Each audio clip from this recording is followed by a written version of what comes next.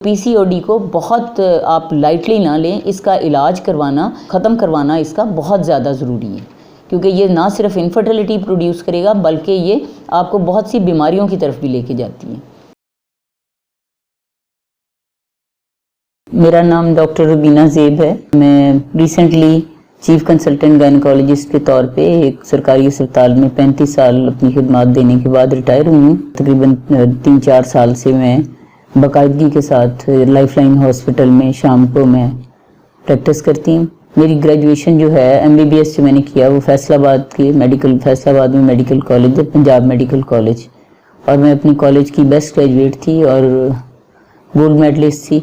और मेरे क्रेडिट पे 14-15 gold medal, silver medal, bronze medal आ जाते हैं। मेरी सर्विस जो है वो सारी की सारी एक सरकारी अस्पताल में गुजरी है। मेरे क्रेडिट पे जब मैंने बाद में अपने रिकॉर्ड को कंपाइल किया तो तकरीबन 26,000 सर्जरियां मेरे क्रेडिट पे आती हैं। पीसीओडी पॉलीसिस्टिक ओवेरियन डिजीज़ और पीसीओएस पॉलीसिस्टिक ओवेरियन सिंड्रोम जो है it's a combination of various disease.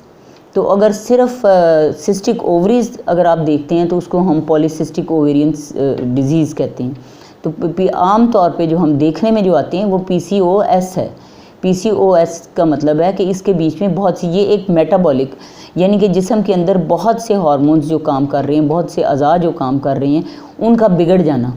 और जो इसमें मेजर एक चीज़ है पीसीओडी में, ये मैं आपको तो हल्का सा बताती जाऊँ कि इसका जो इंसिडेंस है हमारे पास वो 4-6% था और अब तकरीबन 10% लिटरेचर में आ रहा है कि 10% यानी कि हर 100 में से 10 ख़वातीन जो हैं वो पीसीओएस का शिकार हैं।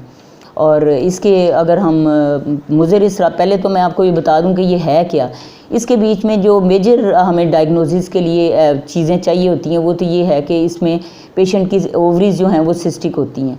तकरीबन हम उसे कहते हैं कि 10 से 12 अगर इमेच्योर फॉलिकल्स एक ओवरी में नज़र आएँ या एक ओवरी का वॉल्यूम जो है वो 10 ml से ज़्यादा हो तो वो इस ज़ुमरे में आ जाता है। बहुत सी और भी बीमारियां हैं जिनके बीच में ये वॉल्यूम और ओवरीज का सिस्टिक होना पाया जाता है। लेकिन अगर इसके साथ कुछ और चीज़ें जो हैं वो पाई जाएं, जैसे मेल हार्मोन्स ज़्यादा हो जाते हैं, उसमें वो ख़वातीन जिनके चेहरे पे बाल, मर्दाना बालों की डिस्ट्रीब्यूशन में आ जाते हैं, जिनमें चेहरे के ऊपर बाल आ जाते हैं, ठोड़ी पे बाल आ जाते हैं, और इसी तरह चेहरे पे एक्नी का होना या ऐसी जगह जिनके ऊपर कालापन जो है वो स्किन का जो है वो पाया जाता है, तो एकैंथोसिस जिसे हम कहते हैं। तो ये ख़वातीन वो हैं जिनको हम पीसीओएस कहते हैं। और ये वो ख़वातीन हैं जिनमें आमतौर जो असल इसका देखा जाता है पीसीओएस में होता ये है कि इंसुलिन की रेजिस्टेंस है, यानी कि जिस्म इंसुलिन को रिस्पॉन्ड नहीं करता। जब वो इंसुलिन को रिस्पॉन्ड नहीं करता तो वो डायबिटीज़ की तरह की एक कंडीशन जो है वो हो जाती है। और बहुत सी ख़वातीन को जो हैं वो इनफर्टिलिटी का फिर शिकार होती हैं। जब हार्मोन्स ऊपर नीचे होते हैं तो फिर अंडा बनने का अमल जो है वो ख़राब हो जाता है, और जिसकी वजह से औरतें जो हैं वो इनफर्टिलिटी के साथ प्रेजेंट करती हैं। बहुत सी ख़वातीन ओबेसिटी के साथ प्रेजेंट करती हैं कि वो मोटापे का शिकार हैं। ये मोटापे का शिकार ज़रूरी नहीं है, अभी जो देखा जाता है बहुत सी ऐसी ख़वातीन जो अपनी नॉर्मल जिस्म के वेट के मुताबिक उनका वज़न होता है, वो ख़वातीन भी पीसीओएस का शिकार हो जाती हैं। और उनकी प्रेजेंटिंग कंप्लेन आम तौर पे ये होती है कि या तो उनके पीरियड्स डिस्टर्ब हैं, और इसमें आम तौर पे जो देखा जाता है वो ये है कि लॉन्ग हिस्ट्री होती है एमेनोरिया की, यानी कि उनको मेंसेस नहीं आ रहे होते हैं, 2-2, 3-3 माह उनको मेंसेस नहीं आते, वज़न की ज़्यादती होती है, या बाल हैं चेहरे पे, एक्नी है उनके चेहरे के ऊपर। तो ये ख़वातीन इन तकालीफ़ के साथ आती हैं और फिर पता चलता है कि ये बेसिकली एक सिंड्रोम है पीसीओएस जिसका शिकार हैं। जब हम उसकी अल्ट्रासाउंड करवाते हैं तो ओवरीज़ का साइज़ और फॉलिकल के साइज़ से, नंबर से हमें पता चल जाता है। पीसीओडी एक ख़तरनाक मर्ज़ इस लिहाज से है कि अगर इसका इलाज ना करवाया जाए तो ये, चूँकि मैंने बताया कि ये एक मेटाबॉलिक डिजीज़ है जिसमें बहुत से आपके अंदर के ऑर्गन्स इफ़ेक्ट हो रही हैं, आपके हार्मोन्स जो हैं वो डिस्टर्ब हो रहे हैं। तो ऐसी ख़वातीन, बहुत सी ऐसी ख़वातीन हैं जो शुगर के मर्ज़ का या डायबिटीज़ का शिकार हो जाती हैं। और हम सब जानते हैं कि शुगर एक ख़तरनाक मर्ज़ है अगर उसको प्रॉपर तरीके से इलाज ना किया जाए। और इसी तरह यही ख़वातीन ओबेसिटी का शिकार हैं, तो ओबेसिटी की वजह से, मोटापे की वजह से, वो कहते हैं मोटापा बहुत सी बीमारियों की माँ है।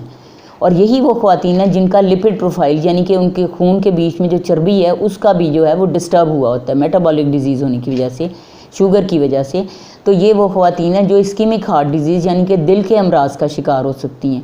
तो पीसीओडी को बहुत आप लाइटली ना लें, इसका इलाज करवाना, ख़त्म करवाना इसका बहुत ज़्यादा ज़रूरी है, क्योंकि ये ना सिर्फ इनफर्टिलिटी प्रोड्यूस करेगा बल्कि ये आपको बहुत सी बीमारियों की तरफ भी लेके जाती है।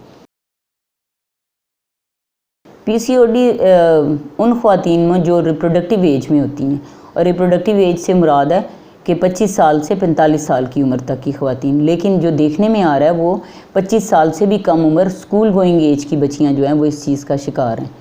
और उनकी अगर हम वजूहात की तरफ जाएं तो वो हमारा लाइफ स्टाइल है जिसने ये इस बीमारी का जो हम इलाज और के बीच में जो हमारा फर्स्ट सबसे पहला जो हम उनको कहते हैं वो है लाइफ स्टाइल का चेंज करना।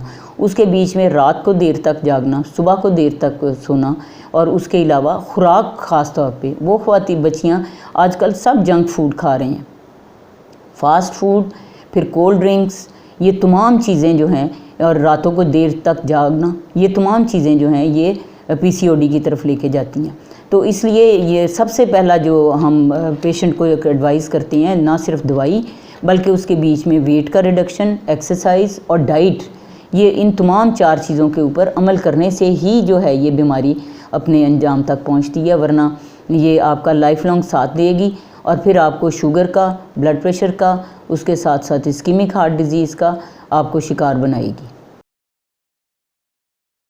पीसीओडी एक काबिल इलाज मर्ज़ है, क्योंकि जब हम इसकी वजूहात को जान लेते हैं तो फिर उसका इलाज भी मुमकिन होता है, और उसमें इलाज से भी सबसे ज़्यादा ज़रूरी इसका परहेज़ है कि जब आपके बच्चे यंग एज में हैं तो आप उनकी तरबियत इस लिहाज से कीजिए कि रातों को देर तक मत जागें, क्योंकि बहुत से हार्मोन्स जो हैं वो रात में अमल करते हैं। जब आप नेचर के अगेंस्ट जाती हैं, रात को जागते हैं, तो वो हार्मोन्स अपना काम कर नहीं पाते, और वो जब काम कर नहीं पाते हैं तो तमाम गड़बड़, वो तमाम मेटाबॉलिक जो सिस्टम है वो अंदरूनी आपका ख़राब होता है, और उसमें औरतों को वो जो हैज़ 3-3 महीने तक नहीं आता, ओवुलेशन नहीं होती है, इनफर्टिलिटी का शिकार होती हैं। तो अगर आप रात को जल्दी सोने की आदत डालें और सुबह जल्दी उठें तो आपके बहुत से हार्मोन्स रेगुलराइज हो जाएंगे। एक तो ये बात, दूसरा ये कि आप वज़न रिड्यूस करें अपना, ऐसी खुराक खाएं जिसके बीच में चर्बी और शुगर वाली अशिया जो हैं वो ज़्यादा ना हों। सबको वेल प्लेट का तस्वर आपको ज़रूर होगा अगर आप गूगल पे सर्च करें कि आपने किस तरह की ग़िज़ा जो है खानी है। आप सिर्फ वेल फूड प्लेट आप लिखें तो आपको पता चलेगा कि आपको कौन कौन सी ग़िज़ा जो है वो आपने खानी है। तो इसी तरह ये खुराक ओबेसिटी को कम करें, एक्सरसाइज करें, अब रात को देर तक जागने का असूल छोड़ दें, और प्लस आप अपनी लाइफस्टाइल इस तरह का ही बनाएं कि आपने अपनी खुराक को जो है वो ख़ास तौर पे वो जो हम जंक फूड खा रहे हैं, रात को फूड पांडा आता है वो, और एक तो रात को देर तक आप जाग रहे हैं और फिर आप गलत किस्म की खुराक का इस्तेमाल कर रहे हैं, जिसकी वजह से आप अपनी ज़िंदगी जो है वो 2 तरीक़ों से दाव पे लगाते हैं। एक तो क्वालिटी ऑफ लाइफ आपकी ख़राब हो रही है, और दूसरा आप देखें वो बच्चियां जो हमारे पास आती हैं और उनके इनफर्टिलिटी का शिकार हैं, बांझपन एक नहायत तकलीफ़देह है शादी के बाद किसी बच्ची के लिए। तो इनसे मेरी गुजारिश है आप लोगों से कि इन तमाम बातों पे अगर आप अमल करेंगे तो ये काबिल इलाज है। हाँ, जब ये हो जाता है तो फिर उसके बाद हम अद्वियात भी देते हैं, लाइफस्टाइल चेंज करने के साथ साथ एक्सरसाइज और ओबेसिटी को रिड्यूस करने के साथ साथ अद्वियात भी दी जाती हैं जो कि आपकी इसको कम करने में मदद देती हैं।